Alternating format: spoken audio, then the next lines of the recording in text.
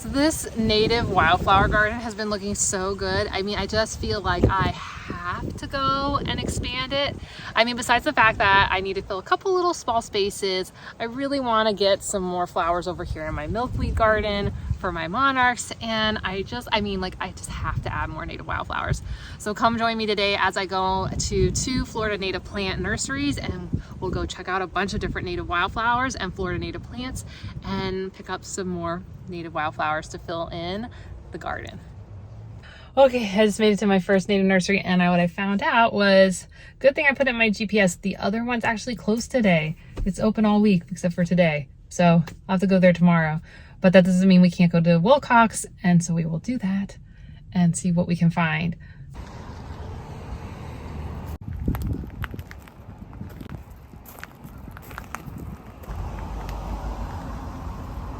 I'm just noticing how many of the purple blues are in bloom right now. These wild petunias might be a really good fit below the window. They're only gonna get like a foot, half a foot to a foot and a half tall, which means won't block the window, but they do bloom intermittently throughout 3/4 of the year, with most of it happening in spring. So this might be like a good base plant. But my eye always goes to beach mistflower, which is over here. I love beach mistflower. And this one might actually be a really nice filler for, where might I put it? Oh, maybe with the monarch milkweed garden. I don't know, we'll see. I'm gonna keep walking around. I'm also gonna be looking more at perennial shrubs. So of course there's pineland lantana. I have this in other places in the yard, so I don't really want to necessarily add more of it because, you know, you only have so much yard. It's good to mix it up, but that might be a good one to also consider. 1 to 2 feet tall.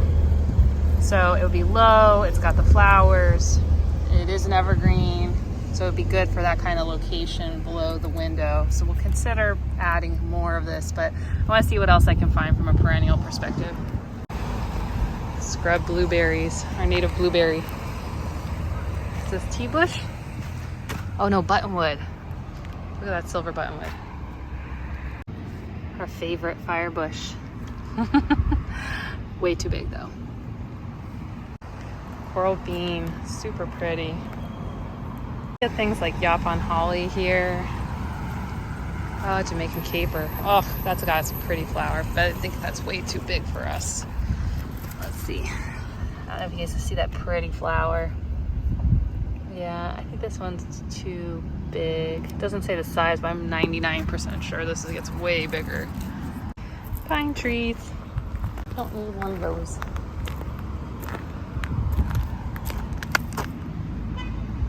Up on holly. Look at these. Ugh, look how big they are. These aren't full trees. They can't be, no way.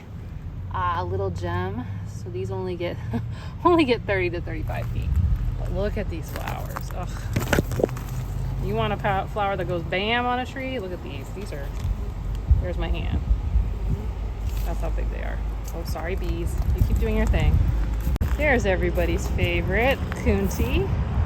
Native host plant to the Atala butterfly, which was actually thought to be completely extinct, and then this started to fill people's yards and, you know, corporate parks, and then all of a sudden there was a tiny population left, and is one of the great stories of extinct or animals that are threatened to go extinct. The Atala butterfly has not only moved off extinct list, but the endangered list, and I think even the threatened list. So Kunti. Not native, but I have a jacaranda and I'm so jealous this is flowering. Oh, those flowers are so pretty. Twin flower, that's like what I have by my house. Tons of sunshine mimosa. I think this is creeping sage. Yep, this is like a good shade ground cover, and it has these tiny, tiny, tiny, tiny, tiny flowers. So it appeared that at Wilcox, I was just in a blue-purple mood, but tomorrow we'll go to Red Wagon in the morning and see what we can add, and maybe something besides purple, or maybe not. I don't know, I just really like it. I also picked up this guide so that I can help identify those birds that I couldn't recognize. I already identified one, and that was a gray catbird, but of the yellows, I'd have to go back and look at the pictures I took to figure out which yellow bird was it. Okay, so we're here at Little Red Wagon, so let's go in and find some more native plants.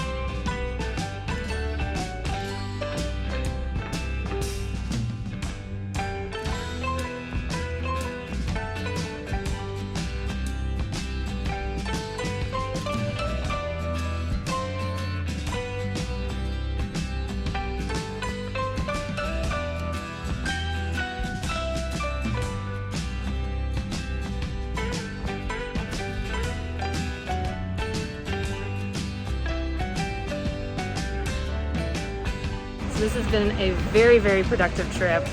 One, I got to chat with some of the workers here, and like I tell you all the time, the people who work at native plant nurseries, super helpful. We've been covering so many plants, getting new ideas for another project that's coming up, but I've grabbed a bunch of plants already, which, like, the only problem is that this little red wagon is not holding all my needs, which is a good problem, I guess.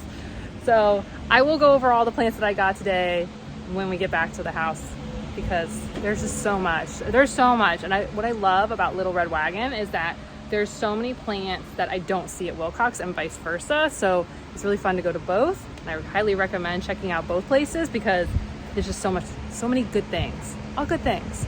So let me wrap up getting some more plants, but oh man, and the amount of butterflies in the area. I really am out here trying to not just buy purple and blue plants. I did pick out some other colors, so I'm doing good about that. But oh, too many things I need, too many things I want. Maybe I don't need them. So I finally made it back at my wildflower garden, and I bought a few plants, like 29 more plants. And I know there were like 30 plants here originally, and I bought 3 to fill in a couple, actually maybe 5 plants to fill in a couple spaces. And then I bought a lot more because I was trying to, and then, So let's go check out some of the plants that I bought. It's a lot. Okay, so here is the total damage done. These are all native plants. All of our native wildflowers, so I'm really excited. I don't even, other than reading the description, this is what I love about some of my native nurseries, is that, they have the little descriptions. But here we have our native pink swamp milkweed. What's fabulous is there's already some little baby caterpillars hanging out on here, so we'll just add to our own population. But I just needed some of these because the other ones did not grow back. And I just want to fill in the space so that I get lots and lots of monarchs. And then adding into that area, I'm going to be adding purple coneflower, aka echinacea. Now, all echinacea varieties aren't necessarily native to your state. So I got 2 purple coneflowers, so that's very exciting. And then also for that area is they had orange coneflowers that are native. So I was like, oh, well, let me definitely mix this up. I definitely want to add some other colors because I've been doing too much purple. So we have these orange, and based on the pictures that I saw there, they're really pretty. And I got a blossom that's about to come. So we'll get these in the ground pretty quickly. So to go back and fill in a couple of spots where we had plants die, I got 2 new blue-eyed grasses from Wilcox. They're so pretty. Who doesn't love this? This is just so pretty. So we got those. They're already blossoming, so that's really nice. And we're just gonna have a lot of blue purple. Another one that died on me from the original install that I wanted to replace is 1 blue curl survived, but 1 died. So I did pick up a nice healthy blue curl. It's really hard to tell when you buy some of these plants in the dormant season because they just look like sticks. And you hope that they survive. And I think it put on a couple leaves, but we had so many cold fronts and that just died. So this one's looking very nice and healthy. So one more blue curl to go back filled out space. Yay for that. To continue, oh wait, oh, also for my monarch garden, I got this new plant. This is called, what is this? This is a Brown's Savory. So it's got these little pretty evergreen flowers. This is a very low growing kind of ground cover. This is actually going to fill in a spot on the back side. I always have a problem with the back side of that pine being like a place where weeds get in and not native ones, not ones that we would be very happy about. So I got this to fill in back here, plus the coneflowers, plus the swamp milkweed. So we're really going to fill in some more flowers in that space just to zhuzh it up. I did transplant some coreopsis over there, but it's just not got a lot going on and I really want to up it. And I know I got distracted, but I also got, this is Bishop Mockweed, or Mock Bishop's Weed. This is a host plant for our black swallowtail. Now, and I thought this was cute. I just thought it was a different texture. It was really cute looking. I thought it would be a good filler for this up front wildflower area. I don't know if I'm gonna do it here or maybe like I might do some like over here somewhere. I don't know, something. We're gonna play with that a little bit. Oh, hello. Hi, where'd you go? There you are. And look who's joined us. We're talking about wildflowers for you. Well, not you specifically. You're a giant swallowtail. But you're very pretty and we're very happy to see you. Aw, look at that. This is so pretty. Okay, we'll hang out here for a minute. Hello. Put more native plants in for you, but if you like that, you can definitely have the cleodendron too. Okay, I love how they're yellow on the side and then you got that black and that, I wonder if that's a male. It looks huge in person. I can't tell if you think it looks big too. So speaking of swallowtails, we have the Mock's Bishopweed here. And this isn't for that type of giant swallowtail. It's actually for the black swallowtail. This is the one that a lot of times people talk about carrots and parsley and dill. That's a host plant for, but for Florida, right, those things aren't necessarily native, but something like a Mock Bishop's Weed is.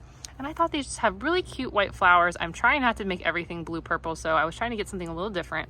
And I hadn't gotten this one before, and it just looked really nice. So I picked that up at Little Red Wagon also. So I'm gonna try that out and see how that does in my garden. And I just thought it was like a different something just to like pop in there. And then over here, because I really was wanting some Stokes Aster, and while it is kind of like a short-lived perennial, it had basically exited the area that I originally had it planted. And I believe I grabbed seeds, but I don't remember where I put them. So I just grabbed 4 of them because I really like Stokes Aster. They get those really big, pretty purple blue flowers. I know, too many purple blues today, but that's fine, whatever. I'm all about it right now. Just purple blues all day long. Maybe it's because the jacarandas are in bloom. Maybe. But I got 4 of these and I'm actually gonna just go put them up by the Royal Ponciana over here at the base. I just thought it'd be fun to fill it in a little bit.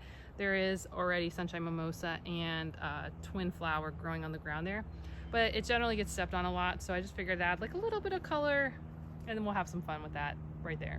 So yay for Stokes Aster.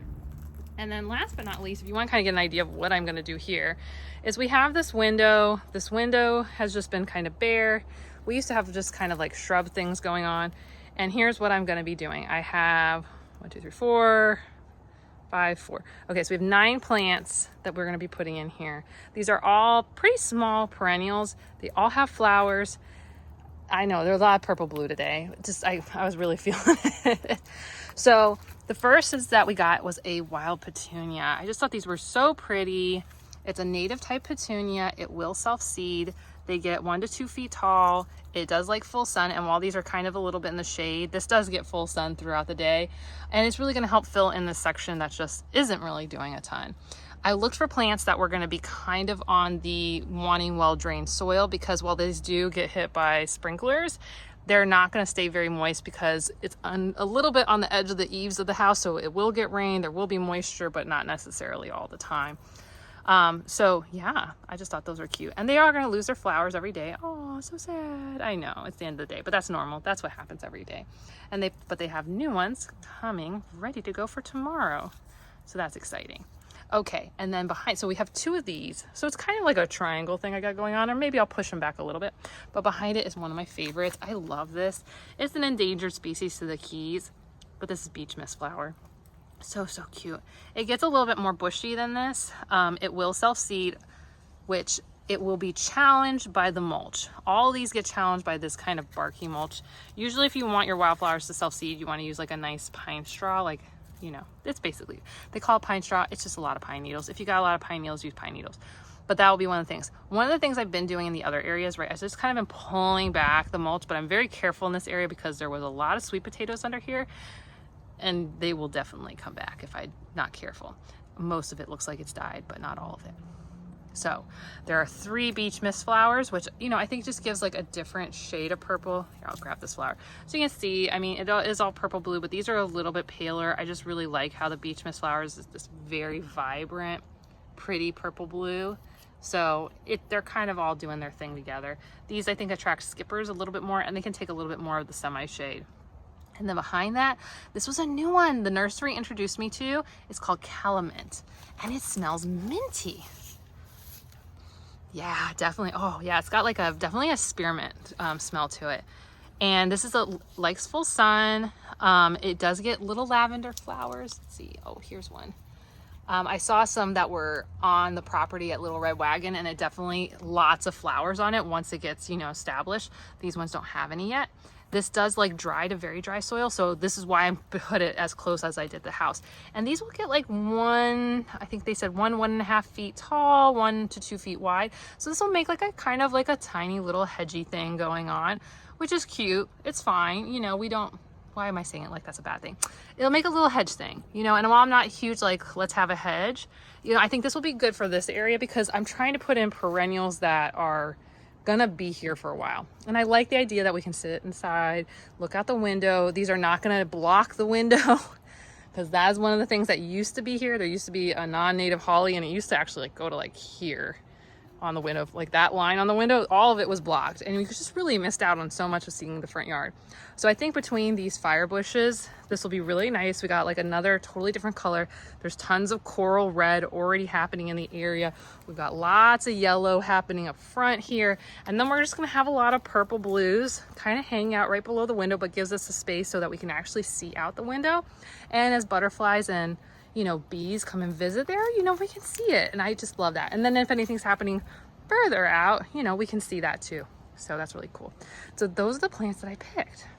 I hope you enjoyed the native wildflower garden update and got some new ideas on some native wildflowers that you could be adding to your garden. And if you want to check out the original install and what plants that I put in, go ahead and check out this. And YouTube thinks you'd like this. If you want the names of the plants that I showed in this video, I'll put them in the description down below. Okay, I'll see you soon. Bye.